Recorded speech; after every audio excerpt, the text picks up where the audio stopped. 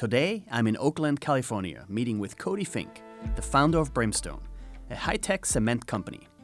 Cody and his team of researchers believe they may have cracked the code to low-carbon cement. But is that really possible?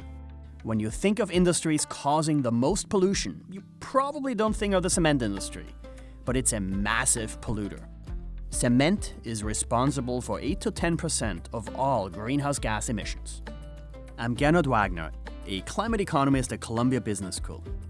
I keep a close eye on companies that are finding solutions to climate change. Good to see you. Good to see you. How you doing? So, what do you do here? What's happening at Brimstone? Let me start with the cement problem. The majority of emissions come from the rock that is used to make cement. Limestone. Limestone, exactly. Nearly all the cement that's used today is made from limestone. Half of limestone's chemical makeup is CO2. So when you heat it in hot kilns, 50% of the rock is released as CO2 pollution. Here's how our technology works. We start with a different rock that does not have any CO2 in it. These are rocks like basalt, like silicate rocks. And we extract the calcium through a chemical leaching process. You're getting calcium from other rocks. That's right. You're getting rid of the limestone. Exactly.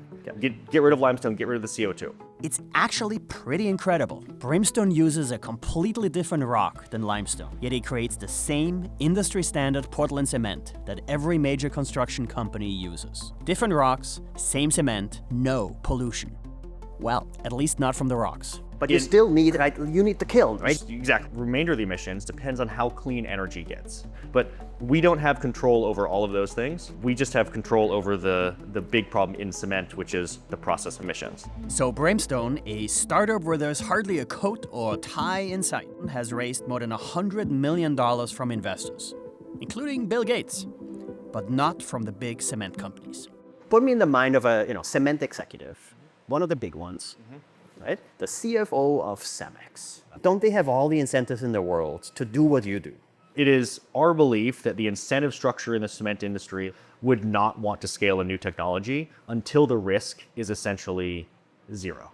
You need to have an economic incentive because not everyone in the world is motivated by climate. Nobody wants to pay extra because frankly, nobody cares where the cement comes from as long as it holds up and the building doesn't fall down. That's exactly right. One of the challenges, of course, is in order to get to scale, in order to get to good economics, you need to build a large-scale plant. Sure. So it is our belief that we need to build at least one plant at full scale to show that the risk of building that plant is zero, and then we can start licensing. So it's like chicken egg, right? Exactly. Like you need to demonstrate that if you got the agreement, you could build the plant.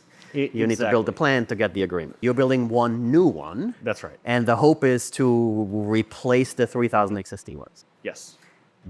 And now Brimstone is building a new cement plant. And if all goes well, it could be the first of thousands more.